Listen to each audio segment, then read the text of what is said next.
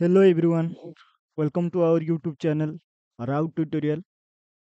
तो बेसिकली पिलामाने आजी आमे कौन जानिबा तो आजी आमे गोटे नुआ कॉन्सेप्ट जानिबा नुआ गोटे जिनस जानिबा ते सी प्रोग्राम रे हमरो सी प्रोग्रामिंग हमरो जो भी पिलामाने जानिचो किंबा सी प्रोग्रामिंग जहाँ भी करूचो तोर आमे प्रोग्राम गोटे गोटे माने करी जिबा तो बेसिकली आमे लॉजिक सहित तार ड्राई रन भी देखिबा तार प्रोग्राम केमती कोन हुए तो देखिबा बेसिकली हमरो जेतिकली लॉजिकली प्रोग्राम रहिला तो सेଇ ସବୁ ଆମେ କରିବା ସି ପ୍ରୋଗ୍ରାମର ତ ତମେ ପିଲାମାନେ ଅଲଗା ବି ତମେ ସେ ଲଜିକ୍ସ ପିଲାମାନେ ସେମ୍ ରହିବ କିନ୍ତୁ ତମେ ସେଟାକୁ ଡେଭଲପ୍ ମାନେ ଇମ୍ପ୍ଲିମେଣ୍ଟ କରିପାରିବ ଆଉ ଗୋଟେ ଅଲଗା ଜାଗାରେ ତମେ ଜାଭାରେ ବି କରିପାରିବ ତମେ ସି ଶାର୍ପରେ କରିପାରିବ କିମ୍ବା ତମେ ସି ପ୍ଲସ୍ ପ୍ଲସ୍ରେ କରିପାରିବ ଏଭ୍ରିଥିଙ୍ଗ ପିଲାମାନେ କରିପାରିବ ତମେ ଯେଉଁ ବି ଲାଙ୍ଗୁଏଜ ହଉ ତମେ କରିପାରିବ କିନ୍ତୁ ପିଲାମାନେ ଲଜିକଟା ବେସ୍ କରିକି ସେମ୍ ରହିବ ତ ଲଜିକ୍ ବିଲ୍ଡିଂ ମୁଁ ତମର ମାନେ ଷ୍ଟ୍ରଙ୍ଗ କରେଇଦେବି ତ ଟେନସନ୍ ନେବାର ନାହିଁ ପିଲାମାନେ ଏମିତି ଆମେ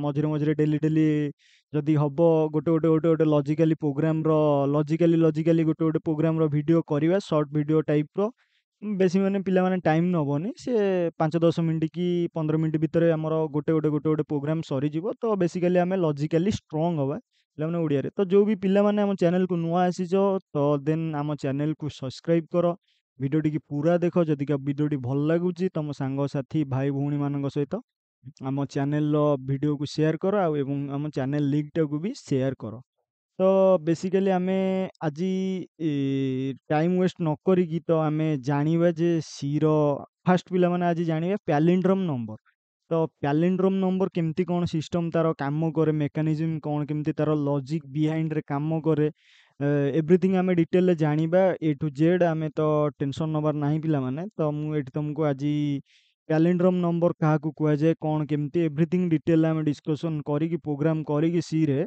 ତ ପ୍ୟାଲିଣ୍ଡ୍ରମ୍ ନମ୍ବର ଯିବା ପିଲାମାନେ ଟେନସନ୍ ନେବାର ନାହିଁ ପିଲାମାନେ ତ ପିଲାମାନେ ମୋତେ ଫାଷ୍ଟ ତମେ କୁହ ଯେ ପ୍ୟାଲିଣ୍ଡ୍ରମ୍ ନମ୍ବର କ'ଣ ଗୋଟେ ପ୍ୟାଲିଣ୍ଡ୍ରମ୍ ନମ୍ବର କାହାକୁ କୁହାଯାଏ ହ୍ୱାଟ୍ ଇଜ୍ ପ୍ୟାଲିଣ୍ଡ୍ରମ୍ ନମ୍ବର ତ ପିଲାମାନେ ଯେଉଁ ବି ପିଲାମାନେ ଜାଣିଛ ଜଲ୍ଦି କମେଣ୍ଟ ସେକ୍ସନରେ କମେଣ୍ଟ କରିଦିଅ ତ ଯେଉଁ ବି ପିଲାମାନେ ଯଦିକା ନ ଜାଣିଛ ଦେନ୍ ମୁଁ କ'ଣ ପାଇଁ ଅଛି ମୁଁ ଏଠି ତୁମକୁ କହିବା ପାଇଁ ଅଛି ନା ନାହିଁ ତ ମୁଁ ତୁମକୁ କହିଦେବି ଜଣେଇଦେବି ଯେ ପ୍ୟାଲିଣ୍ଡ୍ରମ୍ ନମ୍ବର କ'ଣ ତ ବେସିକାଲି ପିଲାମାନେ ଆମେ ଯଦିକା ଗୋଟେ ନବା ଗୋଟେ ଜିନିଷଟେ ଥର ମୁଁ ଏଠି ଇନପୁଟ୍ ନେଲି 121 ତ 121 ପିଲାମାନେ ମୋର ପ୍ୟାଲିଣ୍ଡ୍ରମ୍ ନମ୍ବର ଏଠି କ'ଣ କହିଲା ପ୍ୟାଲିଣ୍ଡ୍ରମ୍ ନମ୍ବର ମୋର ଏଇଆ କହିଲା ଯେ ଯେଉଁ ବି ଗୋଟେ ସଂଖ୍ୟାକୁ ନବା ଥର ମୁଁ ଏଠି 121 ନେଲି ତ ପିଲାମାନେ ଏଇଠି ଦେଖିପାରୁଥିବ ମୁଁ ଜୁମ୍ କରିଦିଏ ତୁମକୁ କ୍ଲିଅରରେ ଲେଖା ହେବ ତ ମୁଁ 121 ନେଲି ପିଲାମାନେ 120 ଯେଉଁ ବି ସଂଖ୍ୟା ତମେ ନବ ତାକୁ ଓଲଟେଇକି ଲେଖିଲେ ବି ସେଇ ସଂଖ୍ୟା ହଉଥିବ ମିନ୍ସ ଦେଖ ମୁଁ ଏଠି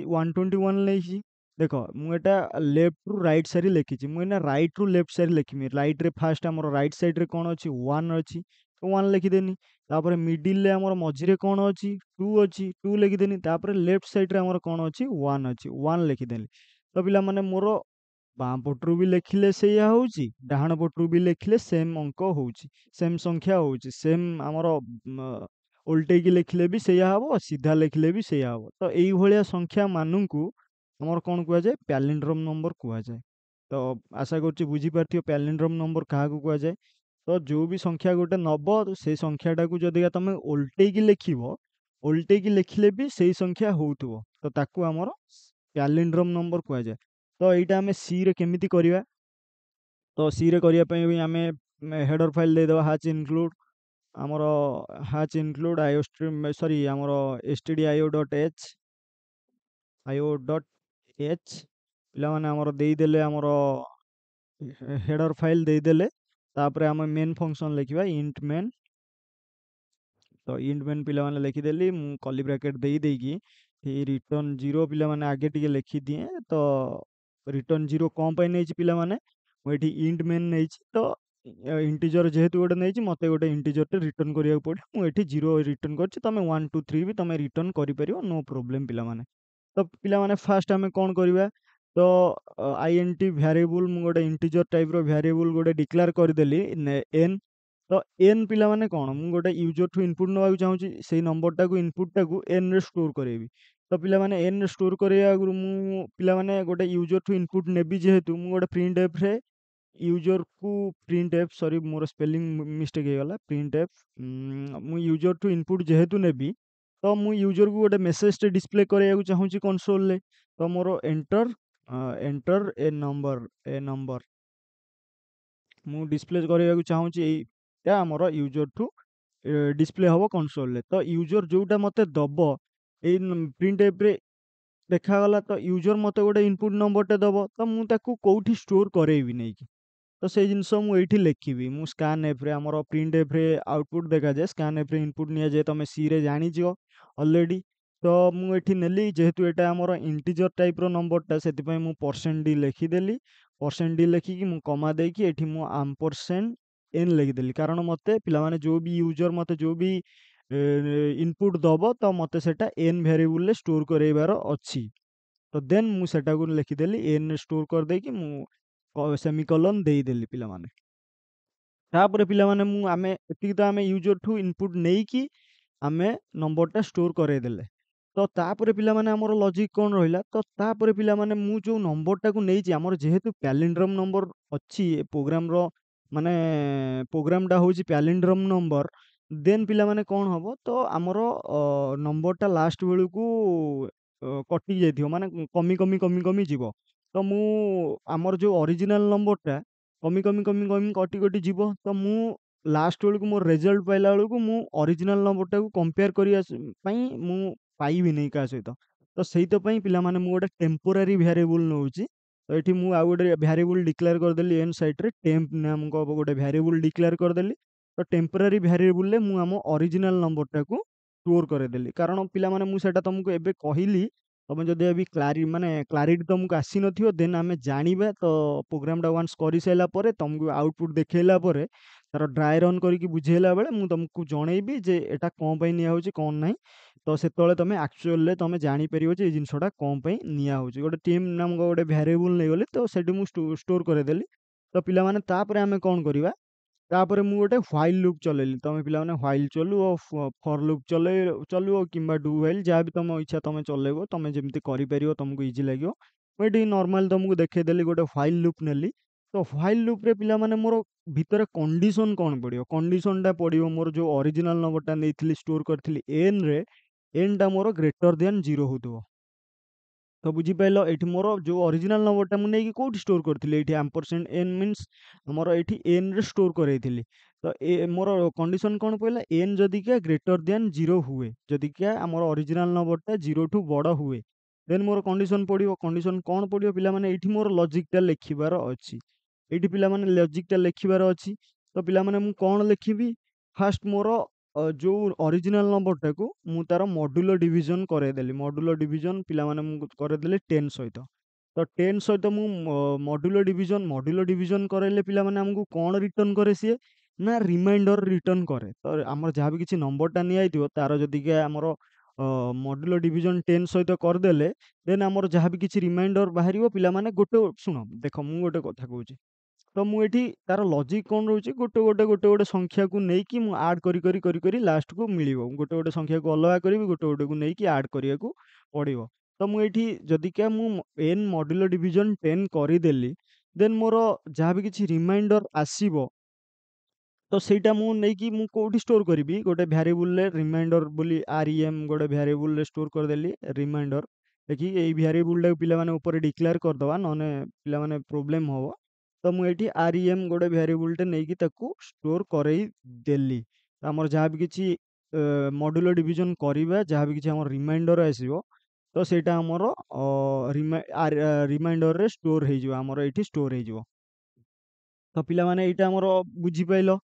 ତ ପିଲାମାନେ ତାପରେ ଆମେ କ'ଣ କରିବା ତ ତାପରେ ଆମେ ନେକ୍ସଟ କ'ଣ କରିବା ଆମର ଏଇଠି ପିଲାମାନେ ଆମର ଗୋଟେ ଲଜିକ୍ ପଡ଼ିବ ଏଇଟା ପିଲାମାନେ ଏଇ ଜିନିଷଟା କ'ଣ ଏଇଟା ଆମର ପ୍ୟାଲିଣ୍ଡ୍ରମର ଏଇଟା ରୁଲ୍ ରହିଛି ଲଜିକ୍ ରହିଛି ଆମର ଯେଉଁ କ'ଣ ରହିଛି ତ ମୁଁ ଏଇଠି ଗୋଟେ ଭ୍ୟାରିଏବୁଲଟେ ନେଲି ଆମର ରେଜଲ୍ଟ ତ ପିଲାମାନେ ଏଠି ମୁଁ ରେଜଲ୍ଟ ତ ନେଉନେଇ ତ ପିଲାମାନେ ମୁଁ ଏଠି କ'ଣ ନେଉଛି ସମ୍ ନେଇଯାଉଛି ଗୋଟେ ଭ୍ୟାରିଏବୁଲ ସମ୍ ପିଲାମାନେ ସମ୍ ଇଣ୍ଟୁ 10 ସମ୍ ଇଣ୍ଟୁ 10 ଟା ପିଲାମାନେ ମୁଁ ବ୍ରାକେଟରେ ରଖିଲି ତା ସହିତ ଆମର ଯାହା ବି କିଛି ରିମାଇଣ୍ଡର ବଳିଥିବ ତ ରିମାଇଣ୍ଡରଟାକୁ ପିଲାମାନେ ଆଡ୍ କରାଯିବ ଆମର ରିମାଇଣ୍ଡର ଯାହା ବି କିଛି ଅଛି ପ୍ଲସ୍ ସମ୍ ଇଣ୍ଟୁ 10 ସେଟା ପିଲାମାନେ କୋଉଠି ଷ୍ଟୋର କରାଯିବ ନା ଆମର ସମରେ ଷ୍ଟୋର କରାଯିବ। ପିଲାମାନେ ସମଟା ଆମର ଏଠି ଡିକ୍ଲାର ହେଇନି, ତ ସମଟାକୁ ବି ଆମେ ଡିକ୍ଲାର କରେଇଦବା। ତ ସମ୍ ଇଜ ଇକ୍ୱାଲ ଟୁ 0 ବୋଲି ମୁଁ ଡିକ୍ଲାର କରେଇଦେଲି। ସମ୍ ନାମକ ଗୋଟେ ପିଲାମାନେ ଭ୍ୟାରିଏବୁଲ ନେଲି, ତ ପିଲାମାନେ ଭ୍ୟାରିଏବୁଲର ଇନିସିଆଲ ଭ୍ୟାଲ୍ୟୁଟାକୁ ମୁଁ ଦେଇଦେଲି 0। ତ ଫାଷ୍ଟ ଭ୍ୟାଲ୍ୟୁଟା ଆର 0 ଅଛି, ଇନିସିଆଲାଇଜ କରିଦେଲି।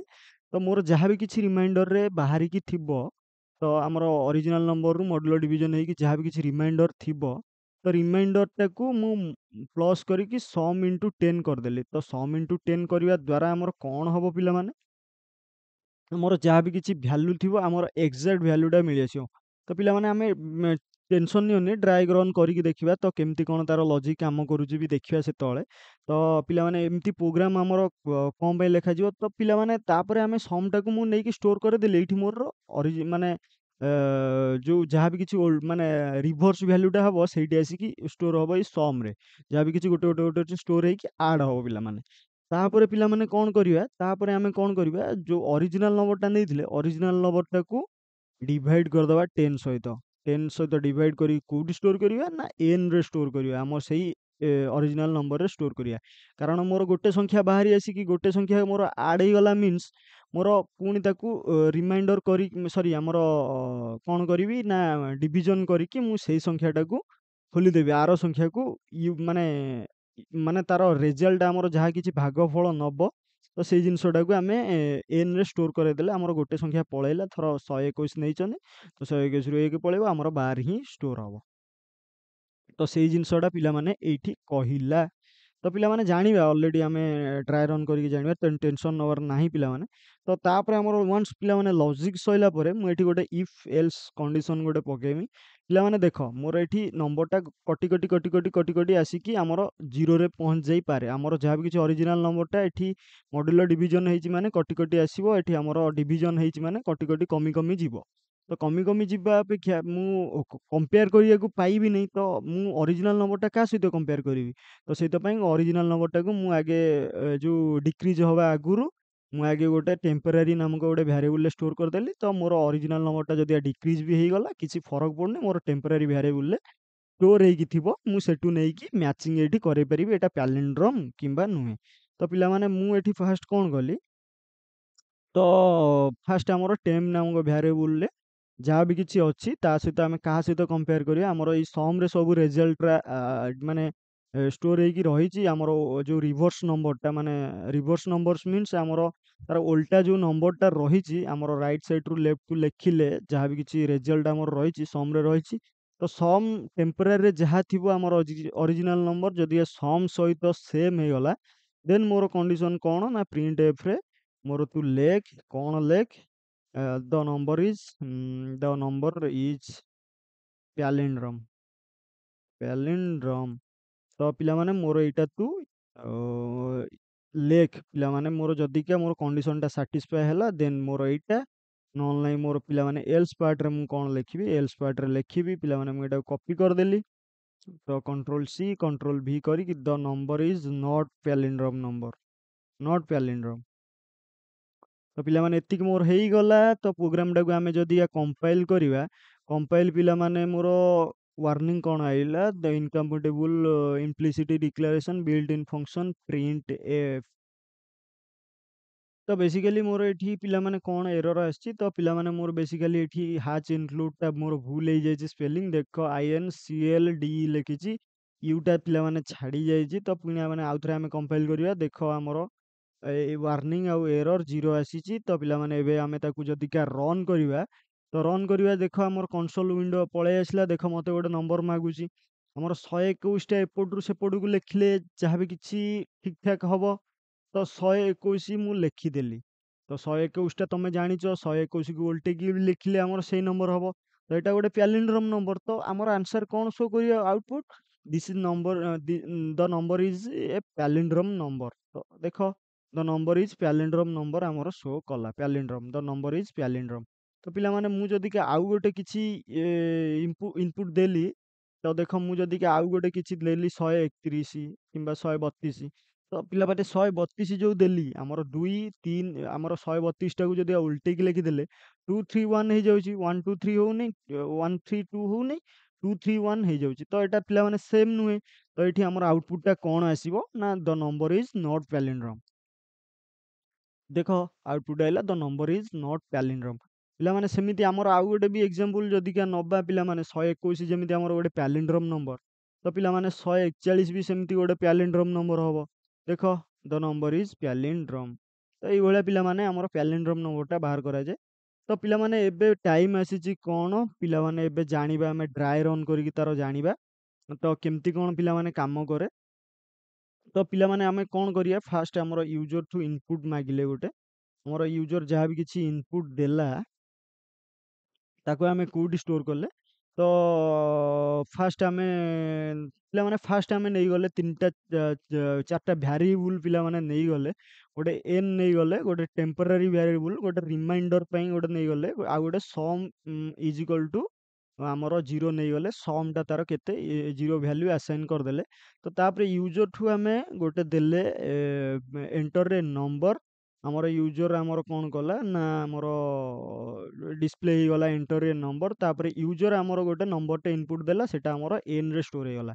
ତ ୟୁଜର ଆମର ଯୋଉ ଇନପୁଟ ଦେଇଛି ପିଲାମାନେ ଆମର ସେଟା କୋଉଠି ଷ୍ଟୋର ହେଲା ରେ ଷ୍ଟୋର ହେଇଗଲା। ତ ପିଲାମାନେ ୟୁଜର ଯଦିକା ଆମର 121 ମନେକର ଇନପୁଟ ଦେଲା ତ ସେଟା ଆମର କୋଉଠି ଷ୍ଟୋର ହେଇଗଲା ରେ ଷ୍ଟୋର ହେଇଗଲା। ତ ଏଇଠି ତମେ ଦେଖିପାରୁଥିବ 121 ଟା ଆମର ରେ ଷ୍ଟୋର ହେଇଗଲା।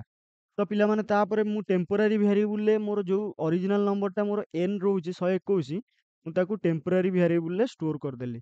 ତ ଟେମ୍ପୋରାରୀ ଭ୍ୟାରିଏବୁଲରେ ମୁଁ ତାକୁ ଷ୍ଟୋର କରିଦେଲି। ତା ମାନେ ଟେମ୍ପ ଇଜ୍ ଇକ୍ୱାଲ୍ ଟୁ ମୋର କ'ଣ ହେଇଗଲା 121 ହେଇଗଲା। କ'ଣ ପାଇଁ ପିଲାମାନେ ଏଇଟାରେ ଜାଣିବା ଡ୍ରାଏ ରନ୍ କଲେଣି ଜାଣିବା। ତ ପିଲାମାନେ ତାପରେ ଆମର କ'ଣ କଣ୍ଡିସନ କହିଲା କଣ୍ଡିସନ ଆମର କହିଲା ଯେ ଅରିଜିନାଲ ନମ୍ବରଟା ଯାହା ଅଛି ସିଏ କଣ୍ଡିସନ ମାନେ ବଡ଼ ହବ କି ନାହିଁ। ଆମର ଅରିଜିନାଲ ନମ୍ବର କେତେ ଅଛି 121 ଅଛି। 121 ଟା କ'ଣ 0 ଠୁ ବଡ଼? Yes true. ତ କଣ୍ଡିସନ ଯେତେବେଳେ ଟ୍ରୁ ହେଇଗଲା ଆମର ହ୍ୱାଇଲ୍ ଲୁପଟା ଏକ୍ସିକ୍ୟୁଟ ହବ ଭିତରକୁ ପଶିବ। ତ ଭିତରକୁ ଯେତେବେଳେ ଆମର ପଶିଲା ତ ପିଲାମାନେ ଫାଷ୍ଟ ସିଏ ଚେକ୍ କଲା କ'ଣ ନା ଫାଷ୍ଟ ଲାଇନରେ ସିଏ ଚେକ୍ କଲା ଆମର ରିମାଇଣ୍ଡର ବାହାର କଲା। ରିମାଇଣ୍ଡର କେତେ ବାହାର କଲା ଆମର 121 ଅଛି। ଆମର ମଡୁଲ ଡିଭିଜନ ଯଦିକି ଆମେ କରିବା 10 ସହିତ ଦେନ୍ ପିଲାମାନେ 12 ଦଶା 120 ହେଉଛି। ତ 12 ଦଶା 120 ହେଉଛି ଆମର କେତେ ବଳୁଛି 1 ବଳୁଛି। ତ ଏଠି ଆମର ରିମାଇଣ୍ଡର କେତେ ହେଇଗଲା ତ ଏଟା ଯଦିକା ଆମେ କରିବା ତ 1 ବଳୁଛି। ତ ଆମର ରିମାଇଣ୍ଡର ଏଠି କେତେ ହେଇଗଲା 1 ହେଇଗଲା। ତ ପିଲାମାନେ ଏଠି ଆମେ ଲେଖିଦବା ଟା କେତେ ନା ଆମର 1 ହେଇଯିବ। ତ ପିଲାମାନେ 1 ହେଇଗଲା। ତ ରିମାଇଣ୍ଡରଟା ଆମର କେତେ ହେଇଗଲା ଫାଷ୍ଟ 1 ହେଇଗଲା। ତ 1 ହେଇଗଲା ନେକ୍ସଟ ପିଲାମାନେ ଆମର ମୁଭ୍ କରିବା କୋଉଠିକି ନା ସେକେଣ୍ଡ ଆମର ଯାହା ବି କିଛି ରହିଛି। ତ ସମଟାରେ ପିଲାମାନେ ଫାଷ୍ଟ ଭ୍ୟାଲ୍ୟୁଟା କେତେ ଆସାଇନ୍ କରିଥିଲି 0 ଆସାଇନ୍ କରିଥିଲି। ତ ମୋର ପିଲାମାନେ ଏଇଠି କାଲକୁଲେସନଟା ଏମିତି ହବ ପିଲାମାନେ ମୋର ସମର ଭ୍ୟାଲ୍ୟୁ 0 ଅଛି 0 ଇଣ୍ଟୁ 10 ପିଲାମାନେ ମୋର ଏଇଟା ବ୍ରାକେଟରେ ରହିଲା। ତାପରେ ପିଲାମାନେ ମୋର ଏଇଠି ରିମାଇଣ୍ଡର ଭ୍ୟାଲ୍ୟୁଟା କେତେ ଅଛି ରିମାଇଣ୍ଡର ଭ୍ୟାଲ୍ୟୁଟା ଆମର 1 ଅଛି। ଆମେ ଉପରେ ବାହାର କରିଥିଲେ 1 ଅଛି। ତ ଏଇଠି ରିମାଇଣ୍ଡରଟା ପ୍ଲସ୍ ହେଇଯିବ ଆଙ୍କ ସହିତ। ତ 1 ପ୍ଲସ୍ ଆମର 0 ଇଣ୍ଟୁ 100 ସରି ପିଲାମାନେ 0 ସହିତ ଯାହା ବି ଗୁଣିଲେ 10 ହଉ 100 ହଉ 1000 ହଉ 0 ସହିତ ଯାହା ବି ଗୁଣିଲେ 0। ତ 0 ପ୍ଲସ୍ 1 ଆମର କେତେ ହେଇଯିବ ସମର ଭ୍ୟାଲ୍ୟୁଟା ଏଠି ପିଲାମାନେ ଏଠି ସମର ଭ୍ୟାଲ୍ୟୁଟା ଆମର ହେଇଯିବ 1 ପିଲାମାନେ ହେଇଯିବ। ତ 1 ହେଇଗଲା। ତ ନେକ୍ସଟ ପିଲାମାନେ ଆମର ଏଇଟା କ'ଣ କହିଲା ତ ନେକ୍ସଟ ଆମର କ'ଣ କହିଛି ନା ଆମର ଡିଭିଜନ ହେଇଛି ଆମର ଯାହା ବି କିଛି n ଅଛି ତାକୁ ପିଲାମାନେ ଆମର ଡିଭାଇଡ୍ କରିଛି 10 ସହିତ। ଆମର n ଟା କେତେ ଅଛି 12 ସରି 121 ଅଛି। ତ 121 କୁ ଯଦିକା ଆମେ ଡିଭାଇଡ୍ କରିବା 10 ସହିତ ତ ଆମର ରିଜଲ୍ଟ କେତେ ଆସିବ ଆମର ରେଜଲ୍ଟଟା କେତେ ଆସିବ ଆମର n ଟା ହେଇଯିବ ପିଲାମାନେ ଏଠି ରେଜଲ୍ଟ ଆସିବ 12। ତ ପିଲାମାନେ ଆମର ଏଠି ଭାଗ ଫଳଟା ଆସିବ। ଏଠି ଉପରେ ଆମର ଭାଗ ଶେଷ ଆସୁଥିଲା ରିମାଇଣ୍ଡର। ତ ଏଠି ଆମର ଭାଗ ଫଳଟାକୁ ନବା। ତ ଯଦି ଡିଭାଇଡ୍ କରିବା ତ 121 ଆମର 12 ଦଶା 120 ତ ଆମର ଭାଗ ଫଳଟା ଆସିବ 12 ପିଲାମାନେ। ଆମର 12 ଯେତେବେଳେ ଆସିଲା ତ n ର ଭ୍ୟାଲ୍ୟୁ ଆମର 12 ହେଇଗଲା। ପୁଣି ପିଲାମାନେ ଏଟା କ'ଣ କରିବ ଯେତେବେଳେ n ର ଭ୍ୟାଲ୍ୟୁ 12 ହେଇଯାଇଛି ପିଲାମାନେ ଏଟା ହ୍ୱାଇଲ୍ ଲୁପ୍ ଯେହେତୁ ଆମର ଏଟା କଣ୍ଡିସନ ମାନେ ଆମର ଲଜିକ୍ ସଇଲା ପରେ ପୁଣି ଆଉଥରେ ଲୁପ୍ ଆମର ଚାଲିବ। ତ ପୁଣି ଆମର କଣ୍ଡିସନକୁ ଯେତେବେଳେ ଆସିଲା ଆମର n ର ଭ୍ୟାଲ୍ୟୁ ଏଇଠି ପିଲାମାନେ କେତେ ହେଇଯାଇଛି 12 ହେଇଯାଇଛି। ଆମର ଯୋଉ 121 ଥିଲା ପିଲାମାନେ ଦେଖିଲ ନା କଟିକି କେମିତି 12 ହେଇଗଲା 121 ଆଉ ରହିଲା କି ଏମିତି କଟିକି ପିଲାମାନେ 1 ବି ହେଇଯିବ। ସେଇଥିପାଇଁ ପିଲାମାନେ ଆମେ ଏଠି ଏମିତି ଭ୍ୟାଲ୍ୟୁଟା କମି 0 ହେଇଯାଇପାରେ। ତ ସେଇଥିପାଇଁ ଆମେ କମ୍ପେୟାର କରିବା ପାଇଁ ଏଇଠି ଆମେ ଟେମ୍ପରାରୀ ନାମକ ଗୋଟେ ଭ୍ୟାରିଏବୁଲରେ ଟେମ୍ପ ନାମକ ଗୋଟେ ଭ୍ୟାରିଏବୁଲରେ ଆମେ ଷ୍ଟୋର କରିଦେଇଛନ୍ତି ଅରିଜିନାଲ ନମ୍ବରଟାକୁ ଆମର ପଛରେ କମ୍ପେୟାର କରିବା ପାଇଁ। ତ ଆମର ହ୍ୱାଇଲ୍ ଲୁପ୍ର ଯେତେବେଳେ ପୁଣି ଆସିଲା ଏଠି ଆମର ପୁଣି ଏଠି କ'ଣ ହେଇଗଲା ନା 12 ଗ୍ରେଟର ଦ୍ୟାନ୍ 0। ପିଲାମାନେ କଣ୍ଡିସନ ଅବଭିୟସଲି ଟ୍ରୁ ହବ, 12ଟା 0 ଠୁ ବଡ଼ ହବ ଅବଭିୟସଲି। ତ 12ଟା ଯେତେବେଳେ 0 ଠୁ ବଡ଼ ହେଲା ଦେନ୍ 12 ମଡୁଲ ଡିଭିଜନ 10। ତ 12 ସହିତ ଆମର ଯେତେବେଳେ ମଡୁଲ ଡିଭିଜନ 10 କରିବା ତ ସେତେବେଳେ କେତେ ଆସିବ ଆମର ରିମାଇଣ୍ଡର? ତ ଆମର ରିମାଇଣ୍ଡର ଆସିବ 2 ଆସିବ ପିଲାମାନେ 2। ତ ପିଲାମାନେ ଆମେ ଯେତେବେଳେ 12 ସହିତ ମଡୁଲ ଡିଭିଜନ 10 କରିବା ଆମର ରିମାଇଣ୍ଡର କେତେ ଆସିବ? ଆମର 2 ହେଇଯିବ। ତାର ରିମାଇଣ୍ଡରଟା ଆମର 2 ହେଇଗଲା। କାରଣ ପିଲାମାନେ 10 କେ 10 10 ଏଠି ପିଲାମାନେ 12 ତଳେ ରହିଯିବ 10 ଆଉ ଆମର ବଳି ପଡ଼ିବ 2। 10 12ରୁ 10 ଗଲା 2 ଆମର ବଳି ପଡ଼ିବ, ସେଇଟା ଆମର ରିମାଇଣ୍ଡର। ତ ଏଠି ଆମର ରିମାଇଣ୍ଡରଟା ଯଦି 12 ସହିତ ମଡୁଲ ଡିଭିଜନ 10 କରିବା ରିମାଇଣ୍ଡରଟା ଆମର 2 ଆସିବ। ତ ପିଲାମାନେ ନେକ୍ସଟ ଲାଇନ୍ କି ଆମର ନେକ୍ସଟ ଷ୍ଟେଟମେଣ୍ଟକୁ ଆମର ଯଦି ଏକ୍ସିକ୍ୟୁଟ କରିବ ପିଲାମାନେ ଏଠି ସମର ଭ୍ୟାଲ୍ୟୁଟା କେତେ ଅଛି ପିଲାମାନେ? ସମର ଭ୍ୟାଲ୍ୟୁଟା 1 ଅଛି। ତ 1 ଇଣ୍ଟୁ 10 ହବ ନା କି 0 ହେଇଯିବ ପିଲାମାନେ। ଏଠି ଆମର ସମର ଭ୍ୟାଲ୍ୟୁଟା ଆମର କେତେ ହେଇଥିଲା? 1 ଅଛି ନା ନାଇଁ? ତ 1 ଇଣ୍ଟୁ 10 ଆମର ଏଠି ରିମାଇଣ୍ଡରର ଭ୍ୟାଲ୍ୟୁ ପିଲାମାନେ କେତେ ଅଛି? 2 ଅଛି। ତ ପିଲାମାନେ ଏଇଠି 2 ହେଇଯିବ। ତ ପିଲାମାନେ ଏଠି ଆମର ସମର ଭ୍ୟାଲ୍ୟୁଟା ତାହେଲେ କାଲକୁଲେଟ୍ କେତେ ହେଇକି ହବ? 10 କେ 10 ପ୍ଲସ୍ 2 କେତେ ହେଇଗଲା? 10 ପ୍ଲସ୍ 2 ଆମର 12 ହେଇଗଲା। ପିଲାମାନେ ଏଇଟା ସେ ଜିନିଷ କହିଲା। ତ ପିଲାମାନେ ତାପରେ ଆମର ନେକ୍ସଟ କ'ଣ କଲା? ଆମର ଯୋଉ ଏନ୍‌ଟା ଆମର କେତେ ଅଛି ପିଲାମାନେ? ମାନେ ଏନ୍‌ଟା ଆମର 12 ଅଛି। ତ 12ଟା ପୁଣି 10 ସହିତ ଡିଭାଇଡ୍ ଯେତେବେଳେ ହେଇଗଲା ତ ପିଲାମାନେ 10 କେ 10 ଆମର 2 ଯୋଉ ବଳି ପଡ଼ିଥିଲା ତାର ଭାଗଶେଷ କେତେ ରହିଲା? ଆମର 1 ହବ ପିଲାମାନେ। 1 ହେଇଯିବ ଭାଗଶେଷ। ତ ପିଲାମାନେ ଏଠି ଆମର ଏନ୍‌ଟା 1 ହେଇଗଲା। ପୁଣି ଆମର ହ୍ୱାଇଲ୍ ଲୁପ୍ ଯେହେତୁ ଆମର କଣ୍ଡିସନ ଉପରକୁ ଗଲା। ପୁଣି ଏଠି ମାନେ କଣ୍ଡିସନ ଯେତେବେଳେ ସାଟିସ୍ଫାଇ କରିବ 1 ଗ୍ରେଟର ଦ୍ୟାନ୍ 0, 1ଟା କ'ଣ 0 ଠୁ ବଡ଼? Yes obviously correct. ତ ଆମର ଯେତେବେଳେ ଲୁପ୍ ଭିତରକୁ ପଶିଲା ପୁଣି ଆମର ଏଠି ଚେକ୍ ହେଲା 1 ମଡୁଲ ଡିଭିଜନ 10 ଆମର 1ଟା 10 ଦ୍ୱାରା ଡିଭାଇଡ୍ କରାଗଲା। ତ 1ଟା ଯଦିକା ଆମର 10 ଦ୍ୱାରା ଡିଭାଇଡ୍ କରାଗଲା ପିଲାମାନେ ତ ଏଠି ପିଲାମାନେ 1ଟାକୁ ଯଦି 10 ଦ୍ୱାରା ତମେ ଡିଭାଇଡ୍ କରିବ ତ ଏଠି ଆମର 0.1 ଆସିବ। ତ ତମେ ଯଦି କାଲକୁଲେଟର ବି ୟୁଜ୍ କରିବ କାଲକୁଲେଟର ୟୁଜ୍ କରିକି ତମେ କରିବ। 1ଟା ଯଦିକା ଡିଭାଇଡ୍ ବାଇ 10 କଲ ତ 0.1 ପିଲାମାନେ ଆସିବ। ଏଠି ଦେଖ 0.1 ଆମର ଆସିଛି। ତ ଆମର ପିଲାମାନେ ଏଇଠି ଆମେ ନେଇଛନ୍ତି ଇଣ୍ଟିଜର n। ତ ଏଇଟା ପିଲାମାନେ ଇଣ୍ଟିଜର ନେଇଛନ୍ତି। ତ 0.1 ଆସିଲେ ପିଲାମାନେ ସେଟା ଆମର 0.1 ଯୋଉ ରହିଛି ତ ସେଟା ଆମର ଇଏ ହବନି, କାଉଣ୍ଟ କରାଯିବନି। କେବଳ ଇଣ୍ଟିଜର ପାର୍ଟଟାକୁ ପିଲାମାନେ କାଉଣ୍ଟ କରାଯିବ। ତ ସେଇଥିପାଇଁ ତାର ଭାଗ ମାନେ ଭାଗ ଶେଷ ପିଲାମାନେ କେତେ ହେଇଯିବ? ଆମର ଭାଗ ଶେଷ ହେଇଯିବ ଏଠି 1 ପିଲାମାନେ ହେଇଯିବ। ପିଲାମାନେ 1 ହେଇଯିବ। ତ ଯଦିକା ଆମର ତ ପିଲାମାନେ ଆମେ ଯଦିକା 0.1 କୁ 10 ଥର ଏମିତି ଆମେ ମିଶେଇବା ତ ଆମର କ'ଣ ଆସିବ? 1 ପିଲାମାନେ ଆସିବ। ତ ଯଦିକା 0.1 କୁ ଆମେ 10ରେ ଗୁଣିବା ତାହେଲେ 1 ଆସିବ ଆମର। 10 ଥର ଏମିତି ଗୁଣିଲେ ଆମର 1 ଆସିବ। ତ 10ର ଯଦିକା ଆମର ଯୋଉ 10 ବାଇ ଆମର ରହିଲା 1 ରହିଲା ତ ପିଲାମାନେ ମଡୁଲ ଡିଭିଜନ କଲେ ପିଲାମାନେ ସେଇଆ ହବ। ଆମର ଯାହା ବି କିଛି ଯଦି ଆମେ 10ଟାକୁ ମାନେ ମଡୁଲ ଡିଭିଜନ କରିବା 1 ସହିତ ପିଲାମାନେ ଆମର ରିମାଇଣ୍ଡର କେତେ ଆସିବ? 1 ଆସିବ। ତ ରିମାଇଣ୍ଡର ପିଲାମାନେ ଏଠି ଆମର କେତେ ହେଇଯିବ? ରିମାଇଣ୍ଡର 1 ହେଇଯିବ ପିଲାମାନେ। ତାପରେ ପିଲାମାନେ ନେକ୍ସଟ ଷ୍ଟେଟମେଣ୍ଟ ଆମର ଯେତେବେଳେ ମୁଭ୍ କରିବ ପିଲାମାନେ ଏଠି ଆମର ସମର ଭ୍ୟାଲ୍ୟୁଟା 12 ଅଛି। ତ ଆମର ଏଠି ସମର ଭ୍ୟାଲ୍ୟୁ 12 ହେଇଯିବ। ତ 12 ହେଇଗଲା ଇଣ୍ଟୁ 10 ପିଲାମାନେ ଏଇଠି କେତେ ଆମର ରିମାଇଣ୍ଡରଟା ଅଛି? 1 ଅଛି। ତ ଏଇଠି ଆମର 2 ଜାଗାରେ 1 ହେଇଯିବ ପିଲାମାନେ ରିମାଇଣ୍ଡରର ଭ୍ୟାଲ୍ୟୁ। ତ ପିଲାମାନେ 12 ଇଣ୍ଟୁ 10 120 ମାନେ 12 ଇଣ୍ଟୁ 10 12 ଦଶା 120। 120 ପ୍ଲସ୍ 1 କେତେ ହେଇଯିବ? 121 ହେଇଯିବ। ଆମର ସମର ଭ୍ୟାଲ୍ୟୁଟା 121 ହେଇଯିବ। ତାପରେ ପିଲାମାନେ କ'ଣ ହବ? ଏଇଠି ଆମର 1 ଏଇଠି ଆମର n ର ଭ୍ୟାଲ୍ୟୁଟା 1 ଅଛି। 1/10 1/10 ପିଲାମାନେ କେତେ ହବ? 1/10 ଆମର ତାର ଭାଗଫଳଟା ମାନେ ଭାଗ ଶେଷଟା ତ 1 ହେଇଗଲା। ଭାଗ ଶେଷଟା ଆମର ରିମାଇଣ୍ଡର 1 ହେଇଗଲା। ଭାଗଫଳଟା ପିଲାମାନେ 0.1 ଯୋଉ ଆସିଛି ଆମର ତ ଏଟା nଟା ଇଣ୍ଟିଜରଟା। ତ ଇଣ୍ଟିଜର ପାର୍ଟ ହିଁ କାଉଣ୍ଟ କରାଯିବ। 0.1 ପାର୍ଟଟା କାଉଣ୍ଟ କରାଯିବନି। ତ ଭାଗଫଳଟା 0 ହିଁ ଆସିବ।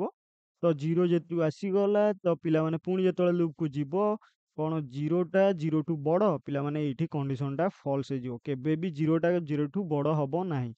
ତ ପିଲାମାନେ କଣ୍ଡିସନ ଫଲ୍ସ ହେଇଗଲେ ଆଉ ଏତିକି ଏକ୍ସିକ୍ୟୁଟ କରିବ ନାହିଁ। ଆମର ପୁଣି ନେକ୍ସଟ ଷ୍ଟେଟମେଣ୍ଟକୁ ପଳେଇ ଆସିବ ଇଫ୍ ଟେମ୍ପ। ତ ଟେମ୍ପରେ ପିଲାମାନେ କେତେ ଅଛି ଟେମ୍ପୋରାରୀ ଭେରିଏବଲ ଆମେ ଫାଷ୍ଟ ଷ୍ଟୋର କରିଦେଇଥିଲେ। ପିଲାମାନେ ଏଇଠି ଦେଖିଲ ନା ଭ୍ୟାଲୁଟା କଟି କଟି କଟି କଟି ଆମର 0କୁ ପଳେଇ ଆସିଲା। ଅରିଜିନାଲ ଭ୍ୟାଲୁଟା ଲସ୍ ହେଇଗଲା। ତ ସେଇଥିପାଇଁ ଭ୍ୟାଲୁକୁ କମ୍ପେୟାର କରିବା ପାଇଁ ଆମେ ଆଉ ଗୋଟେ ଟେମ୍ପୋରାରୀ ଭେରିଏବଲରେ ଷ୍ଟୋର କରିଦେଇଥିଲେ ଅରିଜିନାଲଟାକୁ ଆଗୁଆ। ତ ଆମର ଟେମ୍ପର ଭ୍ୟାଲୁଟା କେତେ ଅଛି 121 ଅଛି। ତ ପିଲାମାନେ ଏଇ ଷ୍ଟେଟମେଣ୍ଟରେ ଆମର କ'ଣ ହେଇଯିବ ନା 121 ଆମର ସମର ଭ୍ୟାଲୁ କେତେ ଅଛି? ସମର ଭ୍ୟାଲୁ ଆମର ଅଛି 121।